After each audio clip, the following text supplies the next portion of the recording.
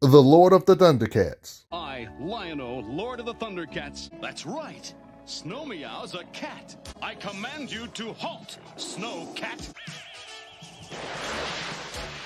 Lion-O has power over all cats. Yeah, he's a Thundercat. He has literally control over all cats. Ain't that funny? Lion-O from the Thundercats. Paranormal abilities rivaling those of other Thundercat prey. Don't be surprised in this video if you see me compare Lion-O to other Thundercats. They have similar statistics. Notice how his muscle is emphasized when he breaks out of stuff. They're talking about his muscle when his power is brought up. Oh, no big deal. He's just casually ripping guns in half. When it comes to his muscle, there's plenty of examples to showcase it when we're talking about his raw strength. Look how he can toss around trees, large icicles, this thick stone statue. There's plenty of implications. He can lift a couple tons. This looks at least 5+ tons. And it seems to be nowhere near his max. He can throw it far. Some of this is getting closer to at least 10 tons or more. Like this big statue, for example, has to be over 10 tons. How much do you think this ice boulder weighs? Yes, there are vehicles in this universe. There's implications he can lift the Thunder Tank. If this weighs anything like tanks that we know of in real life, we know it looks different and it probably weighs a different weight. But if we were to assume it weighs like the tanks we know of, this would prove he can lift 50 or 60+ tons. I know this was a team effort, but this has to be over 100 tons he helped lift. Other Thundermans, like Panthro, can do this to this huge boulder that looks like it weighs at least 50+ tons. They're both Thundermans. This makes sense. Lion-O literally clashed muscles with this same being to show their muscles are very similar, to show that Lion-O, if he was in the same situation, he could more than likely do that as well. Matter of fact, if we take it further, Lion-O's stronger because he pushed him down like this. And this is the same being that can lift the Thunder Tank like this, for example, with people on top of it and throw it to the side. So yeah, he probably can lift over 100 tons if we're being honest. Notice how he treats huge objects, you know? Like this is just straight up muscle, him being able to pull this big old ship out of the air while it's trying to go the other direction with thrusters. So it shows his raw muscle. You can even see how big it is compared to everybody else. Sure, he's one of those characters that wield a blade, and the blade is really powerful, which I'm gonna talk about in a minute, but I'm just trying to prove to you that he's ridiculously strong without the blade. With all this strength I've talked about so far, there's no way you believe he can't punch hard or strike hard. Why do you think he can punch trees in half? Similar to how he can lift probably 100 tons, he can hit with that similar force.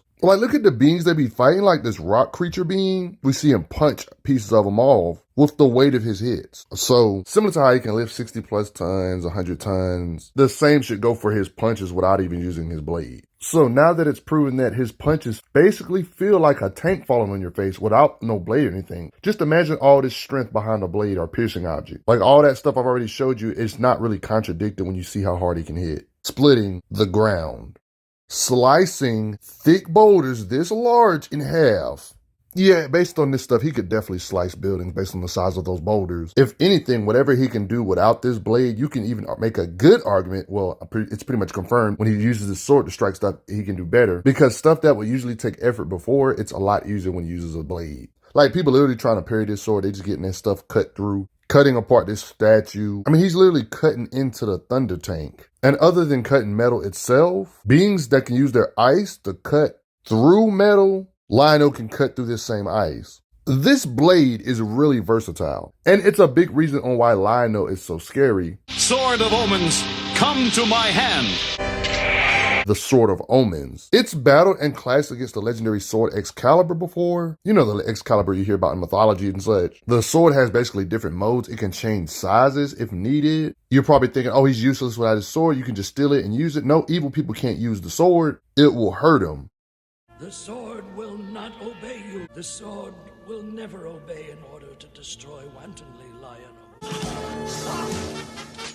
The mystic Sword of Omens cannot be used for evil deeds. It is said that the Eye of Thundera cannot be used for evil purposes. The Sword of Omens doesn't even allow characters to analyze the power of it. And it'll break the machinery if it tries to analyze it. This sword is kind of like Lion-O's version of Thor's hammer because no matter where he's at, he can summon this weapon to him. So it's like a part of him, honestly, to help amp him up. Like, even if there's rock mountains in between him, he still can summon it to him. It will come and just drill through whatever it's in its path. Some might look at it like a simple path. Oh, just disarm him. No, it's not that simple. You can't even use it. Goes through walls or whatever to get to Lion-O. So would you call this permanent gear? Basically his power. Even when he's de-aged into a baby, the sword will still listen to his command. Yes, even when he's on another planet, it will still go to him, even if it has to fly through space to get to him. Let's just say with the sword at hand, let's say it gives him sight beyond sight, literally enhanced senses, helping him be able to x-ray or see through stuff or see through a haze. It helps him to be able to see through illusions. So trickery, good luck with that. The name of this technique is really on the nose. Sight beyond sight is a perfect name for this because he can literally see across the galaxy. He can see beings in the astral plane and such. It warns them of danger. It can see stuff. It can see beings at different points of time. Since the sword can energy project, it can do all kinds of things like even repairing stuff. Fixes this robot, repairing busted up layers after it was melted. What? Fixing all this. It's all because of this eye that's located in the hilt of the Sword of Omens. What is this, some matter manipulation type stuff? It's healing stuff. Like, if you shrink Lionel and crew, the sword can turn him to normal size again. Let's just say this sword is resistant to all kinds of hacks, or it can counter all kinds of hacks, like characters literally being petrified, turning into stone. He can counter and turn them back to normal from this. Like, even when he's halfway petrified, you can see, like, yeah, it unpetrifies the sword. Yep, unpetrifies everybody else here, including himself and his friends. It can even free your soul. Like, yeah, souls being freed can break them free out of mind control. They was literally in a sleep spell. He was able to break it, frees them from restraints, like elemental type restraints, countering being paralyzed. Like, yeah, he literally couldn't move. The sword counters it to where he can move again. The sword can channel and produce heat to melt stuff, which is why he's able to defrost himself. He can blast with ice, do some Green Lantern stuff to make some energy constructs that are solid enough to walk on. He already has superhuman durability, but he can increase it with a shield from this sword. His sword's energy projection can block all kinds of stuff, including gas. Even magma can straight up heal beings, straight up flies thanks to the sword pulling them while he's holding it. It can produce light to hurt your eyes. That's why it can light up tunnels. The sword basically gives him telekinesis. That's why he's able to lift up this vehicle. Here, for example, if we're being honest, whatever the crisis is for that particular episode, that sword is going to have the answer to be able to counter whatever issues they are in. The sword can literally counter magical blasts and blast it back at him. If we're being quite honest, though, when it comes to the raw energy this sword can produce, it's much scarier than nuclear bombs and everything I've said up to this point. It was the sword of plunder that caused the calamity. Sword destroyed Thundera. This sword that's capable of planet destruction, we've seen him clash with this being that uses the sword. A sword that's capable of planet destruction type energy, we've seen him get hit by. So if we're really talking about the full power of this blade, it's clashed with swords that are ridiculously powerful that can mess up entire planet. Like, this sword is potent. We've seen the blade hit it. Obviously, this is not something Lionel would do. I'm talking about the Sword of Omens energy blast can clash with this blade that can actually mess up an entire planet or rip it apart. We've seen him getting beam struggles with things that can do this kind of power. That makes you think the energy this sword can produce is comparable to energy needed to move planetoids like the moon or even bigger, or both. Okay, for example, like, you see this device, you see the shape of it? This is what supports the planet from being ripped apart, right? On this particular situation, it was gone. He had to, with the sword, make more energy that can replace it, and he succeeds in doing it, stopping the planet from being ripped apart. Ancient spirits of evil give Mum-Ra one last chance to destroy the Thundercats. They tell him that if he sabotages the planet's mighty gyroscope, New Thundera will lose its gravity and everything will be flung into space. All that keeps the planet of New Thundera together is the force of the mighty gyroscope, which maintains New Thundera's gravity. Sabotage the gyroscope, and New Thundera will gradually lose its gravity. Everything on the planet will be flung into space. The New Thundera will lose its gravity. The whole planet will come apart. New Thundera will disintegrate. The mighty gyroscope! New Thundera will disintegrate without it! Do not fail me now! Ho! You did it, Lionel! You saved New Thundera! We're safe and sound. Time to get clear, Bengali.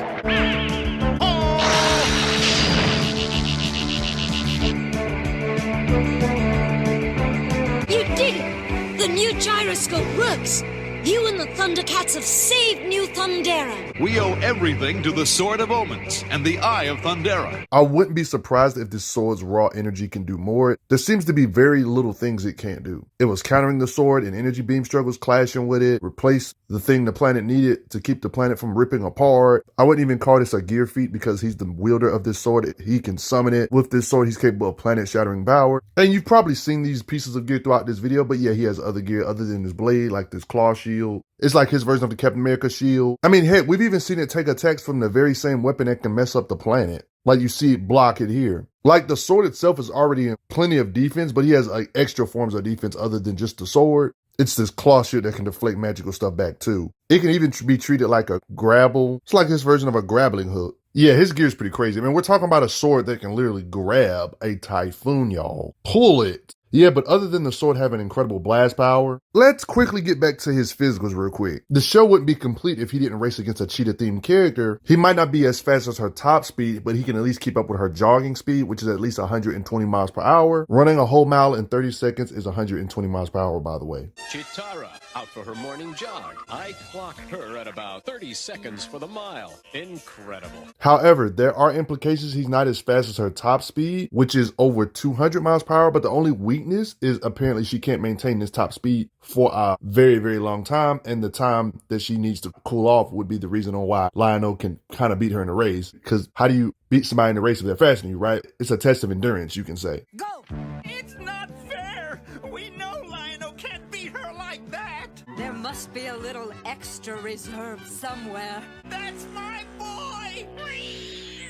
You threw me that race, Chitara. The code of Thundera forbids it. Then how could I win? It's not possible to run 5 miles faster than you. No creature living can do it. No, but I can't maintain my top speed for much more than 2 miles. The distance we ran was too much for me. It was almost too much for me. But you didn't give up. Narratively, he's more than likely way faster than 120 miles per hour, but somewhere in between 120 miles per hour and 220. He's not as fast as her as her top speed, so he might be somewhere in the middle. Like maybe his top speed is 170, 180, who really knows? When it comes to sprinting, I mean, it's clear he's fast. All these people were in trouble, and he was this quick enough to get them. But you guys know sprinting in a straight line and fighting speed is different. When it comes to Lion-O's fighting speed, that's a whole nother discussion. His fighting speed is way faster than just 220 miles per hour. He can react to stuff way faster than 220 miles per hour type stuff. His arms can move faster than 220 plus miles per hour. You see what I mean? He reacts to this missile mid-flight. There's implications he can react to actual lightning. If we're to take this literally, that will kind of mean he can react to things moving 220,000 miles per hour. Look how close this shot is to him and he can react to it. Like, look at this rifle. Can't hit him once.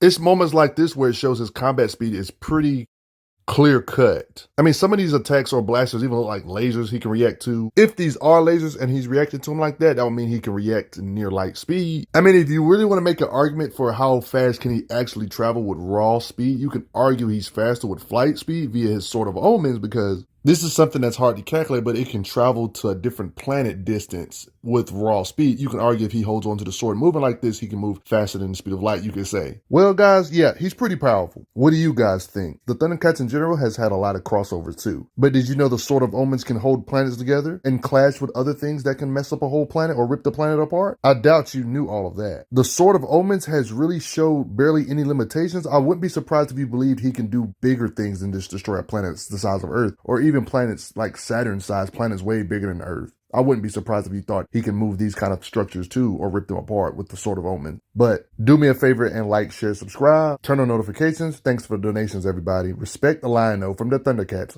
I'm glad you are enjoying your time on the channel. Make sure you check out the playlist on the channel to see other How Strong videos. If you like what this channel is offering, make sure you hit that subscribe button, and I will see you guys later.